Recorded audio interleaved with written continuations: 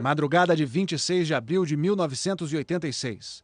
Explode a usina atômica de Chernobyl, na então União Soviética. A radiação se espalha pelo planeta. É o pior acidente nuclear da história. Exatos 30 anos depois, como está a região que foi mais atingida? Na fronteira da Ucrânia com a República de Belarus, os repórteres Álvaro Pereira Júnior e Marcelo Benincasa entram na chamada zona de exclusão. É uma área gigantesca e até hoje contaminada.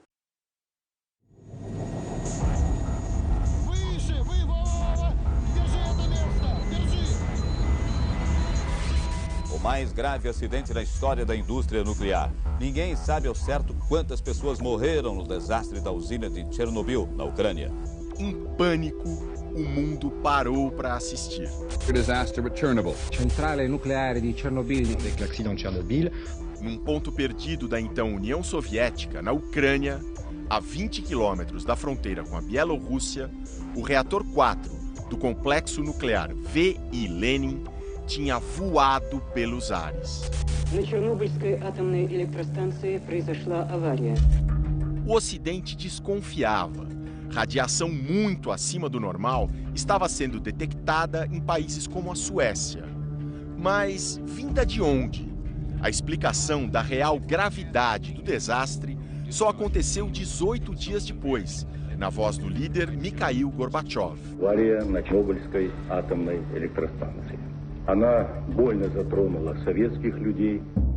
Uma nuvem radiativa formada na União Soviética se espalhava pelo hemisfério norte.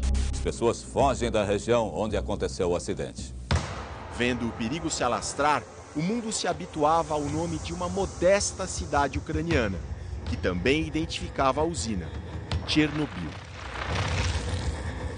30 anos depois, o que restou nessa região contaminada?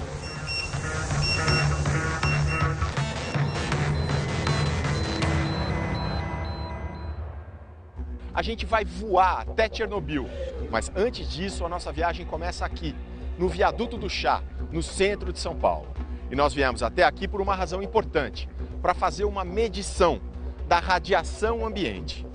Está dando 0,15 microsievert. Microsievert não precisa se importar com isso, o importante é o número, 0,15. Lá na região de Chernobyl, a gente vai fazer outras medições para comparar com o valor de São Paulo. É para lá que a gente vai. Nossa viagem começa agora. Saindo de Kiev, a capital da Ucrânia, para chegar à usina, existe um controle muito rigoroso. O complexo fica dentro da chamada zona de exclusão, a mais atingida pela radioatividade e até hoje de acesso restrito. São infinitas autorizações, telefonemas, carimbos e a sensação de que a qualquer momento podemos ser barrados. Finalmente, entramos. Primeira parada, uma cidadezinha que na época tinha 14 mil habitantes. Esse vilarejo aqui é que é a cidade chamada Chernobyl. Ele fica a cerca de 20 quilômetros da usina. Hoje, só 3 mil pessoas têm autorização especial para ficar aqui. E tem um monte, mas um monte mesmo, de casas abandonadas como essa aqui. Toda essa estrada, até o final, é de casas abandonadas. Seguindo viagem, chegamos à usina onde tudo aconteceu e que hoje está desativada. Uma longa espera do lado de fora até que finalmente começa a visita. Teve toda uma preparação, roupa especial, protetor para o sapato, protetor para o cabelo. Parece até um pouco que a gente está num filme de ficção científica dos anos 80.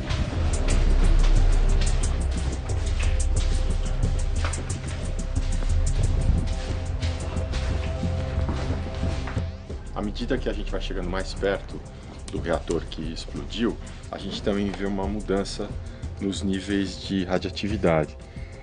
Quando a gente mediu no centro de São Paulo, era 0,15 microsievert por hora. Aqui está dando 0,96. É pouca coisa ainda, mas mostra que tem um aumento claro. Lá no fim, um dos centros nervosos da usina, uma sala de controle. Madrugada de sábado, 26 de abril de 1986. Numa sala de controle idêntica a essa, a equipe de plantão começa a fazer um teste. O objetivo: verificar o funcionamento da usina em baixa energia. Para isso, a potência do reator 4 foi reduzida, muito além do recomendado pelo manual, e acabou caindo a zero. O teste tinha falhado. Para reverter, a chefia mandou subir de volta a potência, mas o reator, instável, não aguentou a pressão. Alguns dos trabalhadores que estavam aqui correram para o reator para ver o que estava acontecendo. Eles foram fulminados, quase todos morreram imediatamente. O teto de 1.000 toneladas foi arrancado. Quilos e quilos de material tóxico foram expelidos a 1 quilômetro de altura. Com o núcleo exposto, emitindo radiação, o reator queimou por 10 dias. Entre funcionários da usina e os primeiros bombeiros a chegar, 134 pessoas sofreram a chamada síndrome aguda da radiação, quando o corpo recebe doses altíssimas. Dos 134, 28 perderam a vida quase imediatamente. Outros 30 foram morrendo ao longo dos anos e 76 estão vivos até hoje. A radiação ainda deixa rastros. Dentro da usina, em frente ao memorial para um dos primeiros funcionários a morrer, o medidor dispara. Na Casa das Bombas, o número sobe ainda mais. 16,4 microsievert por hora, mais de 100 vezes, 110 vezes a radiação do centro de São Paulo. A visita chega ao fim. Tem uma última etapa que é uma medida para ver quanto de radiação a gente eventualmente absorveu. Vou botar as mãos aqui. Aí liberou para passar. Estamos liberados. Na época do acidente, não havia esse controle todo. Este cientista que participou das primeiras inspeções relembra o clima de caos e improviso. Não tínhamos equipamento para medir qual era a radioatividade onde nós estávamos. Não havia a preparação necessária naquele momento, porque ninguém sequer cogitou que um acidente desses pudesse acontecer. Estrôncio 90, iodo 131, césio 137, uma lista apavorante dos elementos radiativos mais perigosos se misturava ao ar de Chernobyl. Era preciso agir rápido, mas não foi bem isso que aconteceu. A 4 quilômetros do reator fica Pripyat, uma cidade construída para os trabalhadores da usina. O acidente foi de madrugada e Pripyat amanheceu assim. A população ainda não sabia da gravidade da situação. Era um sábado de sol. Crianças brincavam, famílias tomavam sorvete, até um casamento acontecia. Estes flashes, marcados no filme para sempre, são resultado da radiação. No dia seguinte, só 36 horas depois de o reator explodir, a calma terminou. Pripyat foi esvaziada, e não só ela. Uma operação gigantesca tirou das áreas mais próximas ao reator um total de 166 mil pessoas. Nos alto-falantes, a ordem. Уважаемые товарищи, соблюдать спокойствие, организованность и порядок при проведении временной эвакуации. Nos falaram que deixaríamos a cidade por 3 dias, mas eu sentia que era para sempre. Ina tinha apenas 11 anos, mas ela estava certa. Nós fomos embora, eu e a minha mãe, em um ônibus lotado onde mal dava para respirar, sem saber para onde ou para quê. Alexei, hoje marido dela, também tinha 11 anos. A mãe dele, uma engenheira nuclear que trabalhava no reator 1, logo percebeu o perigo. Entendíamos perfeitamente que tínhamos que deixar a cidade, mas antes disso queríamos descontaminar tudo. Eu e minha vizinha fomos pegar água, panos, sabão em pó e começamos a lavar a entrada do prédio. 30 anos depois, os 3 que hoje moram em Kiev, capital da Ucrânia, ainda visitam Pripyat. Minha mãe diz que Pripyat está sempre na nossa cabeça e nos nossos corações, e isso é muito verdade. Mas como está Pripyat hoje? Por por causa da contaminação, é uma cidade fantasma. Em 1986, viviam aqui 50 mil pessoas, entre elas esta mulher. A Valentina é enfermeira, ela morava aqui em Pripyat, ela tinha 28 anos e estava de plantão no hospital na noite em que aconteceu o acidente. A Ana é a jornalista aqui da Ucrânia que está ajudando a gente nessa produção e ela vai traduzir o que a Valentina está falando. Recebemos 56 pessoas das 2 até as 8 da manhã. Lavamos todos eles. Toda a roupa que eles vestiam foi jogada no porão e todos foram internados. Funcionários da usina e bombeiros. Valentina nos leva até o hospital e indica a sala onde trabalhava. Ali, atrás da porta. Olha.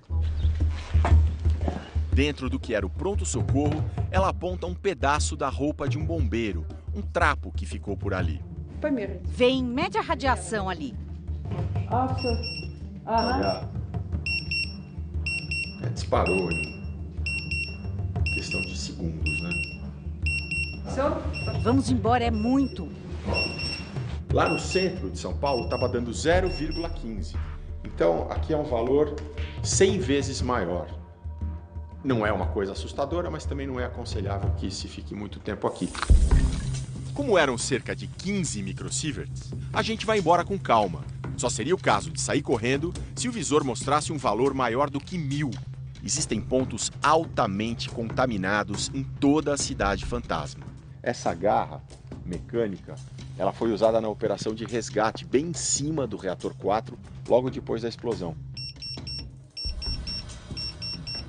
Não para de subir, 29. 200 vezes mais do que medimos no centro de São Paulo.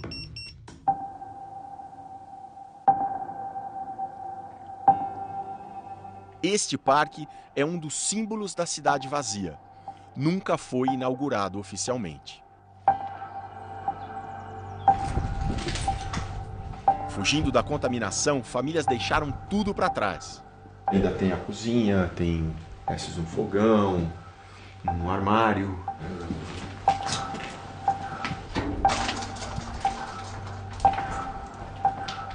A gente achou aqui alguns jornais que estavam espalhados nesse prédio abandonado. Esse aqui é o Pravda, que era o maior jornal da União Soviética, o jornal que refletia a linha do Partido Comunista. E a data, 5 de março de 1986. O acidente foi 26 de abril de 1986. Aqui em Pripyat, a vida parou em 1986. Para os sobreviventes que fugiram dali, para aqueles que viram o acidente de perto, a vida, apesar de todos os traumas, seguiu em frente. Mas nunca mais foi a mesma.